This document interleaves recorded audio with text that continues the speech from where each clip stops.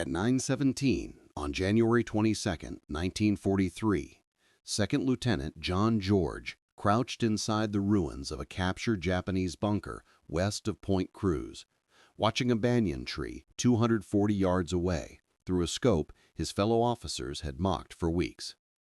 He was 27 and Illinois state shooting champion and had yet to fire a single shot in combat. Japanese snipers had been terrorizing the area around Point Cruz. 11 of them operated in the groves, and in just 3 days they had killed 14 men of the 132nd Infantry. George's commanding officer had dismissed his rifle as a toy, and other platoon leaders joked it was his mail-order sweetheart.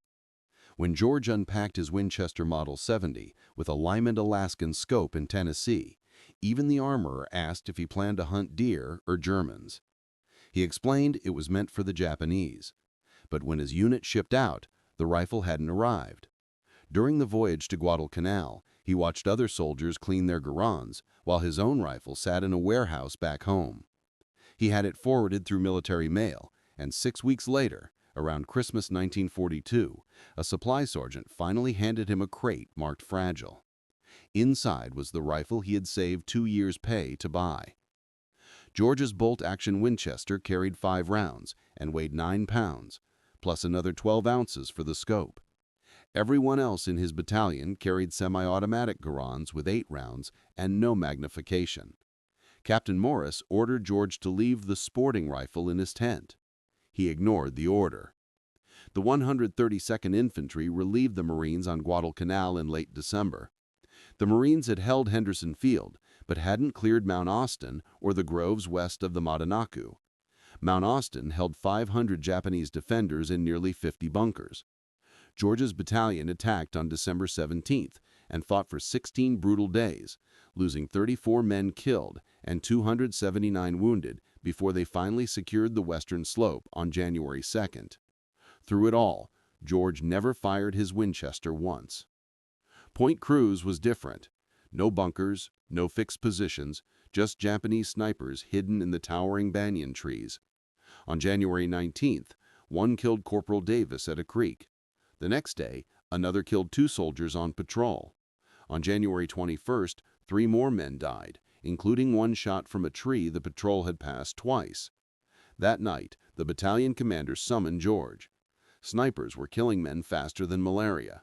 He needed someone who could shoot, and he wanted to know if George's mail-order rifle actually worked. He explained he was the Illinois state champion at 1,000 yards, the youngest winner in state history. 6-inch groups at 600 yards with iron sights, and tight 5-shot groups at 300 yards with his Lyman Alaskan scope. He'd spent the night cleaning his rifle, checking the mounts, and loading .30-06 military rounds. At dawn, on January 22nd, he returned to the ruined bunker overlooking the coconut groves where Japanese snipers were known to hide. Mounting up to be 87 feet high, with trunks 8 feet thick, were perfect hiding spots for men trained to wait motionless all day. George brought no spotter, no radio operator, only his rifle, a canteen, and 60 rounds in stripper clips. The Lyman Alaskan offered only 2.5 magnification, but it was enough to catch small movements invisible to the naked eye. He scanned each tree carefully. The jungle was alive with noise, but he had learned to ignore everything except motion. At 9:17, he noticed a branch shift, no wind, just a subtle movement. Off 87 feet high, a faint shape emerged, a man positioned in a fork of branches, watching the trail his battalion used for supply runs. George adjusted 2 clicks for wind, steadied his breathing, and fired. The rifle cracked. The sniper tumbled 90 feet to the ground. He knew a second one had to be nearby. Japanese snipers work in pairs. George searched the surrounding trees slowly. At 9:43, he found the partner 60 yards north, halfway down a trunk, trying to retreat after hearing the shot. George led the moving target and fired. The sniper fell backward through the branches, his rifle clattering ahead of him. 2 shots, 2 kills. George calmly reloaded, his hands steady. It felt like Camp Perry, except this time, the targets were shooting back. At 11:21, a Japanese round slammed into a sandbag only 6 inches from George's head. spraying dirt across his face. He rolled aside and pressed against the bunker wall, waiting several minutes before daring to move. The shot had come from the southwest, different from the previous snipers. When he finally eased back into position and scanned the trees, he knew the shooter had likely relocated. In such dense jungle, however, options were limited. At 11:38, he found him, third tree from the left in a cluster of 5 banyans, about 70 feet up. The sniper had stayed in the same tree but shifted to another branch, a fatal mistake. George fired, and the man dropped silently through the foliage. By noon, George had eliminated 5 Japanese snipers. Word spread quickly through the battalion. Men who once mocked his mail-order rifle now wanted to watch him work, but George refused. Extra eyes meant movement, and movement meant death. The Japanese adapted after the 5th kill. They stopped shifting positions during daylight, making them nearly invisible. George spent the afternoon scanning the groves, but saw nothing. At 1600, he returned to headquarters where Captain Morris, now without any hint of mockery, ordered him back at dawn. January 23rd began with heavy tropical rain. The jungle blurred into a wall of gray, making visibility impossible beyond 100 yards. George waited in the bunker until the storm eased. By 8:45, he could work again. At 9:12, he spotted his next target, cleverly climbing into position during the rain when noise masked movement. This sniper had chosen a tree nearly 300 yards away, farther than the others. They were learning. George adjusted for range and fired. The sniper fell. Kill number 6. Minutes later, something unexpected happened. At 11:57, Japanese mortars began hammering the area around the bunker. They had triangulated his position from the muzzle flash. The first rounds landed short. The second salvo was closer. The third would be a direct hit. George grabbed his rifle and sprinted north along the tree line, diving into a shell crater as explosions obliterated the bunker he had just abandoned. He shifted to a fallen tree 120 yards north and resumed watching the groves. More snipers came that afternoon. The Japanese now understood someone was hunting them, so they hunted him back. This had become a duel. At 1:42 p.m., he killed his 7th sniper. At 3:51 p.m., he shot his 8th, high in a banyan tree, silhouetted against the sky when the sun shifted. By 5 p.m., he'd been in position 9 hours. Captain Morris summoned him for a report. 8 confirmed kills in 2 days, 12 shots fired, 8 hits, 4 misses. Morris ordered him to continue operations the next morning. That night, George cleaned his Winchester and reviewed the situation. 11 Japanese snipers had been active in the groves. 8 were now dead. 3 remained, the most skilled, the most patient, the most dangerous, and they now knew exactly who he was and what rifle he carried. Rain returned at 4:15 a.m., delaying dawn operations. By 7 a.m., George moved to a new hiding place, a cluster of rocks 70 yards south of his previous position, once used as a Marine machine gun nest. It offered excellent cover and a wide view of the groves. He settled in as visibility improved. At 8:17 on January 24th, he spotted sniper number 9. The man had chosen a palm tree only 40 feet high, lower than usual, relying on the palm fronds for concealment.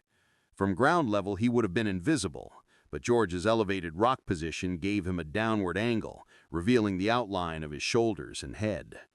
George aimed but hesitated. Something felt wrong. It was too obvious. After 3 days of dueling with professionals, he knew the remaining Japanese wouldn't make beginner's mistakes. This had to be a decoy. He lowered the rifle and scanned the area for the real threat. If the palm sniper was a decoy, the true shooter would be positioned to watch him take the shot, waiting for muzzle flash. After 11 minutes of methodical searching, he found the real sniper, 90 feet up a banyan tree 80 yards northwest. Perfect concealment. Clear line of sight to George's old position. He was waiting for George to appear at the fallen tree or to shoot at the decoy. George had two problems. If he shot the real sniper directly, the sound would give away his new position, allowing the enemy to escape before he could work the bolt. But if he did nothing, the sniper would eventually realize George wasn't where expected. So, he used the bait against them. He aimed at the decoy in the palm tree, fired, and immediately shifted to the banyan. As predicted, the real sniper reacted to the shot, turning slightly toward the sound. That tiny movement was all George needed. He fired again. The sniper toppled from the tree, his rifle tumbling after him. 2 shots, 2 kills. But now his position was compromised. George grabbed his rifle and ammunition and sprinted east along the rocks, diving into a drainage ditch 40 yards away. Covered in mud, he waited in silence. At 8:34, Japanese machine gun fire tore across the rocks where George had been positioned only seconds earlier, blasting dust and stone fragments into the air. The burst lasted nearly 20 seconds. When silence finally returned, he waited a full minute before crawling out and relocating, this time to a shell crater 100 yards east, half filled with rainwater. He slid into the muddy pool until the water reached his chest, set his Winchester on the rim, and resumed scanning the trees. He had 10 confirmed kills. Only one sniper remained, the best of the group, the most patient, the one who had watched his comrades die for 3 straight days. This last man knew George's patterns, his weapon, and roughly where he was operating. Somewhere out there, he was watching and waiting. George slowly searched the jungle through the Lyman Alaskan scope. Its modest magnification revealed shapes, but didn't identify them. Every shadow might be a branch or a rifle barrel. At 0947, he realized his mistake. The final sniper wasn't in the trees at all. He was on the ground, advancing toward George's previous position. Movement flickered at the edge of George's vision. 60 yards south, a low shape sliding through vines, ferns, and fallen branches. The sniper was crawling toward the rocks where George had taken cover under machine gun fire earlier. George stayed submerged, rifle ready, but the crater's rim blocked his angle. To shoot, he would have to rise up and expose himself. The Japanese sniper halted at 0952, about 40 yards from the rocks, studying the area for movement. George didn't move. Sniper work demanded patience above all else, the ability to wait, to let time pass, to strike only when the moment was right. At 0958, the sniper crept forward again, 35 yards, 30, 25. He was approaching from the south, the same route George had used when escaping the earlier attack. The sniper had watched the machine gun burst and was now tracking the most logical escape path. He was hunting George exactly as George had hunted him. At 10:03, the sniper reached the rocks and slipped into the machine gun nest, facing east, towards the drainage ditch where he assumed George had relocated. The man was now only 38 yards from George, his back exposed, unaware. A clear, easy shot. But George didn't fire. This sniper had survived 10 days of American operations. He hadn't lasted this long by being careless. Staying in that exposed rock position made no sense. It had to be bait. George stayed focused on the decoy, but widened his search. If this was a trap, the real threat would be covering the bait from a hidden angle. At 10:06, he found him. Another Japanese soldier, 70 yards northwest, lying behind a fallen tree, motionless, watching. His rifle was aimed towards the drainage ditch. 2 men working together, perhaps the last 2 snipers or one sniper with dedicated support. George considered his options. The Winchester was bolt action. He couldn't kill both before they reacted. After his first shot, they'd pinpoint his location instantly. He needed a different approach. He slowly slid deeper into the water until only his eyes and the top of his head remained above the surface, keeping the Winchester angled upward so the barrel wouldn't flood. And then He waited. At 10:13, the man in the rocks finally stood. After 10 minutes watching the ditch with no movement, he assumed George had fled farther east. He signaled to the second soldier. Both began moving east, sweeping the jungle 30 yards apart, searching methodically. George remained submerged and motionless as they passed his position. Now they were between him and the tree line, their backs completely exposed. George rose silently from the water, lifting the Winchester to his shoulder as droplets streamed from his uniform and the rifle stock. He aimed at the closer man, now only 42 yards away, and fired. The soldier collapsed instantly. George cycled the bolt, swung to the second sniper behind the fallen tree. The man was already turning, raising his rifle. But George fired first. The second soldier collapsed. In 3 days, George had fired 11 shots and killed 11 Japanese snipers. He had cleared the Point Cruz groves of the marksmen who had taken 14 American lives in 72 hours. But as he climbed out of the crater to recover his spent casings, he froze. Voices, Japanese voices drifting from the tree line. Several men were moving toward the bodies. The snipers hadn't been working alone. George slipped back into the cold, muddy crater and submerged until only his eyes were above the water, holding his Winchester upright to keep the barrel dry.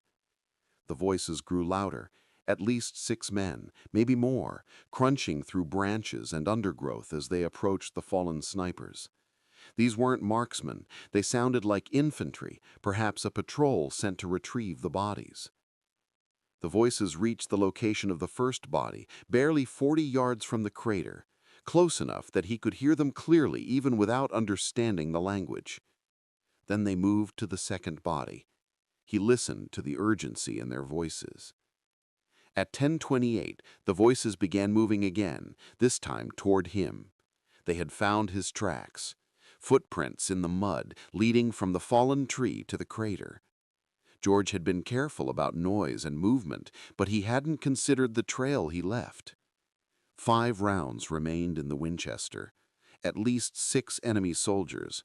Terrible odds for a bolt-action rifle. The voices drew closer. 30 yards, 25, 20. Then a Japanese soldier suddenly appeared at the crater's rim, looking straight down at George. Their eyes met. George fired from the water, dropping the man instantly. Still submerged, he worked the bolt, rose enough to see 2 more soldiers at the rim, and shot both in rapid succession. 3 rounds left.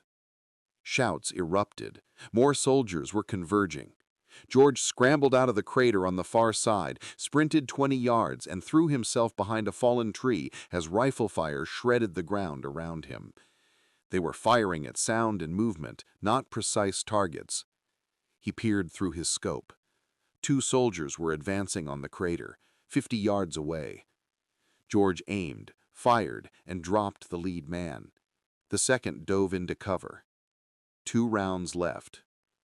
More voices behind him. The Japanese were flanking, one group closing from the south, another from the east. He was about to be surrounded. A bolt-action rifle was no match for multiple semi-automatic weapons. Staying meant dying. George grabbed his rifle and ran north.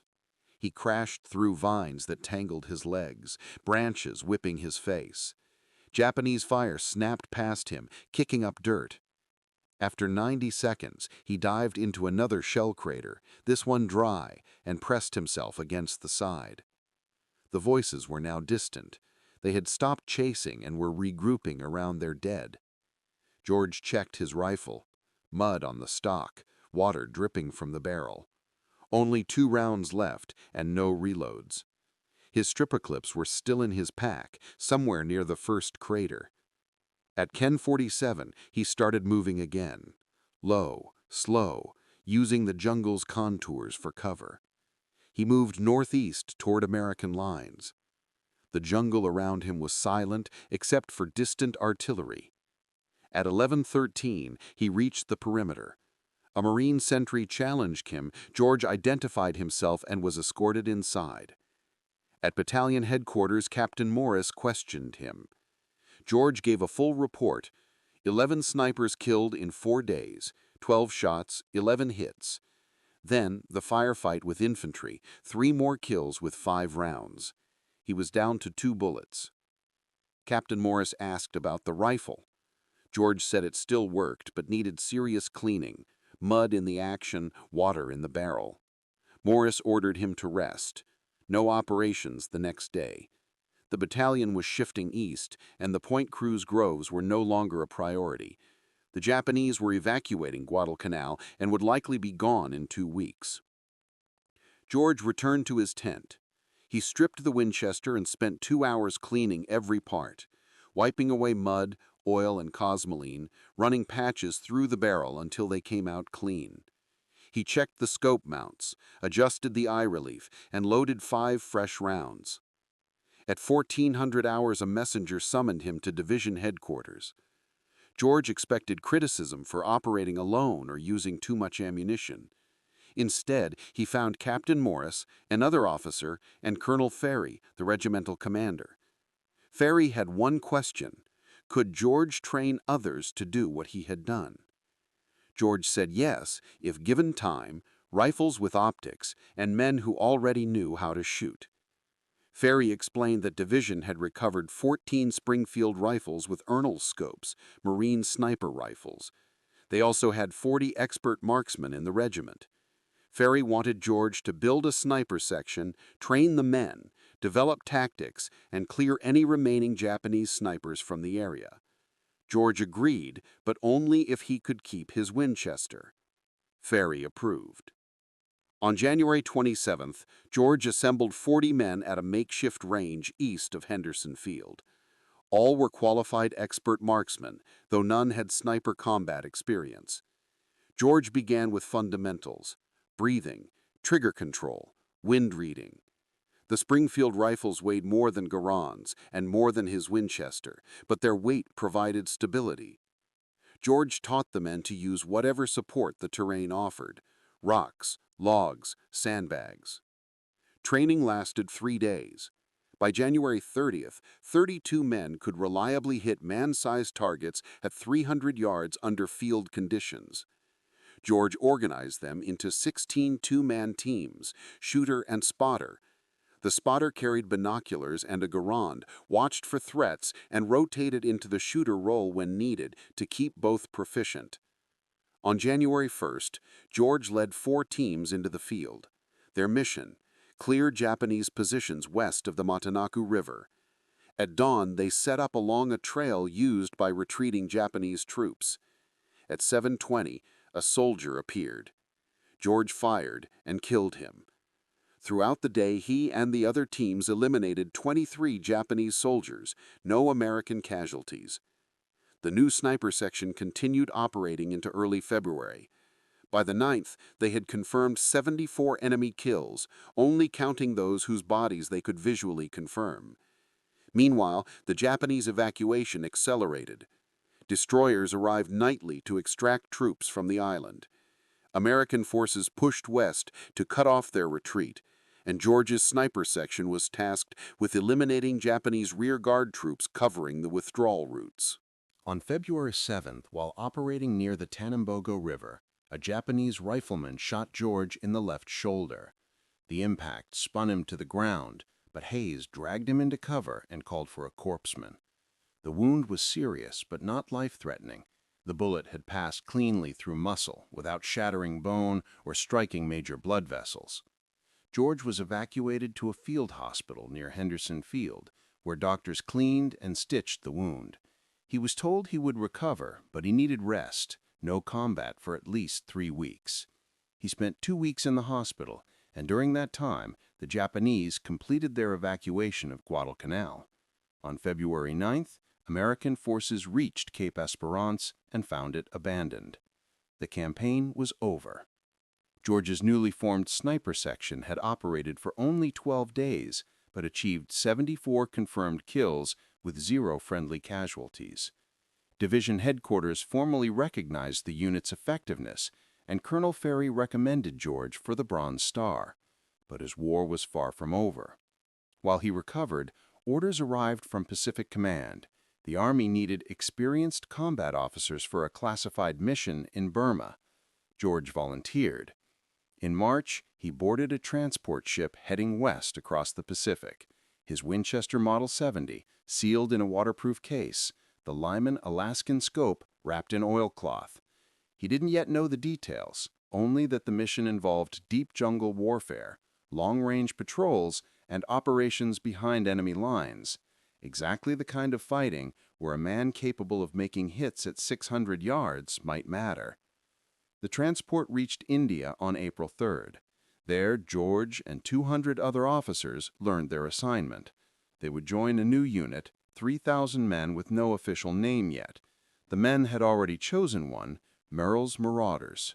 The 5307th Composite Unit Provisional would be formally designated on May 28th, but training had already begun.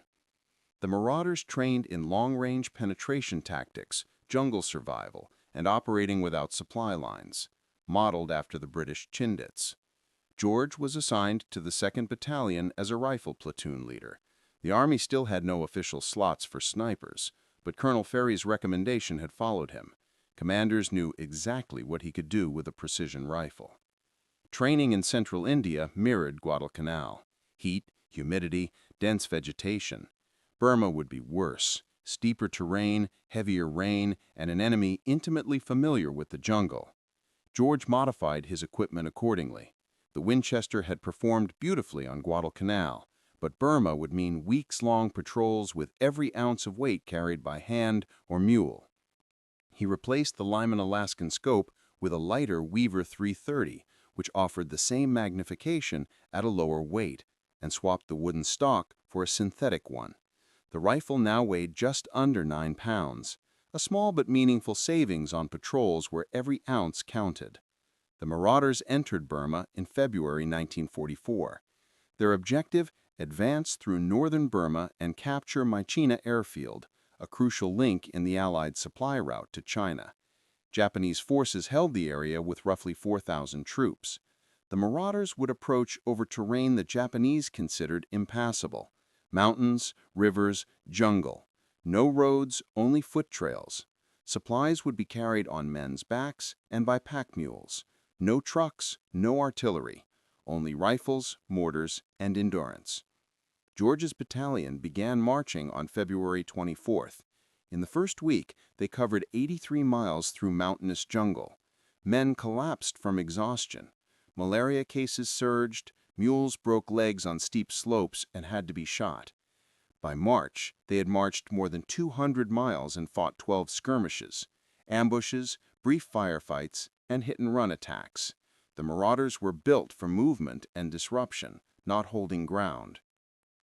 George fired his Winchester 3 times during the march, at a Japanese officer across a river, at a distant machine gun crew, and at a sniper pinning down a patrol. 3 shots, 3 kills. He never fired twice in the same engagement. The Winchester's distinct report would give his position away. Shoot once, relocate immediately. The march to Myitkyina took 3 months. By late May, the Marauders had covered over 700 miles, losing far more men to disease than to combat: malaria, dysentery, typhus. The 5,300 men who had entered Burma were down to fewer than 3,000 effective soldiers. On May 17th, they captured Myitkyina Airfield. An operational triumph, but a human disaster. The unit was combat ineffective from exhaustion and illness. George survived the Burma campaign. His Winchester survived too, but he had fired it only 7 times in 3 months. The dense jungle rarely allowed long-range shots. Most engagements were ambushes at 50 yards or less. He realized something important. The Winchester Model 70 was an extraordinary rifle, one of the finest bolt actions ever made. But warfare was changing. The future belonged to semi-automatic rifles like the M1 Garand. By June 1944, George and the rest of the Marauders were evacuated and the unit was disbanded. He was reassigned to stateside training duties. He never fired his Winchester in combat again. George returned to the United States in July 1944. The Army promoted him to captain and sent him to Fort Benning to train infantry officers in marksmanship and small unit tactics. He taught the hard lessons of Guadalcanal and Burma, how to move through jungle, how to spot targets in dense vegetation, and how to operate alone or in pairs, far from supply lines. He kept his Winchester Model 70. It had traveled from Illinois to Tennessee, to Guadalcanal, to India, to Burma, and finally to Georgia. It had killed at least 14 enemy soldiers in confirmed engagements, likely more. George stopped counting after Burma. The Winchester Model 70 stayed locked in a footlocker in George's quarters at Fort Benning. He rarely took it out. The war had shifted into a new phase. American forces were reclaiming island after island in the Pacific, pushing through France, entering Germany. The era of individual marksmen carrying privately purchased rifles was ending. The military was moving toward mass production, standardized weapons, uniform tactics. George understood why modern warfare depended on industry, but he also felt something important was disappearing: the belief that a single skilled rifleman with the right weapon could change a battle's outcome. George left the Army in January 1947 as a lieutenant colonel, decorated with 2 Bronze Stars, a Purple Heart, and the Combat Infantry Badge. He returned home to Illinois and enrolled at Princeton on the GI Bill, graduating with highest honors in 1950. He went on to spend 4 years studying at Oxford, followed by 4 years in British East Africa researching regional politics and institutions. He eventually settled in Washington, D.C., first as executive director of the Institute of African American Relations, then as a consultant and lecturer on African affairs for the State Department. During all those years, George almost never spoke of Guadalcanal or Burma. His colleagues knew he'd served in the Pacific, but they didn't know about Point Cruz, the 11 snipers he had hunted, or the Model 70 he kept quietly stored at home. In 1947, wanting to preserve the technical lessons of jungle warfare while his memory was still sharp, George began writing down his experiences. He worked for 6 months, producing a manuscript of more than 400 pages, dense with observations on weapons, ammunition, ballistics, and tactics. A friend at the National Rifle Association read it and urged him to publish. George hesitated. The manuscript was highly technical and hardly meant for a mainstream audience, but he eventually agreed. Later that year, Shots Fired in Anger was published. It became a classic among firearms historians and collectors, a precise, unembellished account of what actually worked in combat. George's descriptions of Japanese small arms remain some of the most detailed contemporary references available. George lived long enough to see America fight 3 more wars: Korea, Vietnam, and the Gulf War, and to watch military rifles evolve from the Garand to the M14 and eventually the M16. He saw sniping become a formal military discipline with specialized schools and equipment, and he watched new generations rediscover lessons he had learned in the jungles decades earlier. John George died on January 3, 1929, at the age of 90. His Winchester Model 70, the rifle that had outshot professional Japanese marksmen on Guadalcanal, was donated to the National Firearms Museum in Fairfax, Virginia. Today, it sits behind glass with a small placard. Most visitors walk past without noticing it. To them, it looks like any old hunting rifle. But it isn't. It's the rifle carried by a state champion marksman who proved that a mail-order sporting gun in the right hands could outperform trained military snipers. It's the rifle that cleared the Point Cruz groves in 4 days when an entire battalion couldn't do it in 2 weeks. the rifle that quietly shaped how the U.S. military viewed individual marksmanship. If this story meant something to you, consider giving it a like. Every click helps keep these forgotten stories alive. Subscribe if you want more accounts of real people and real courage. And drop a comment telling us where you're watching from and whether someone in your family served.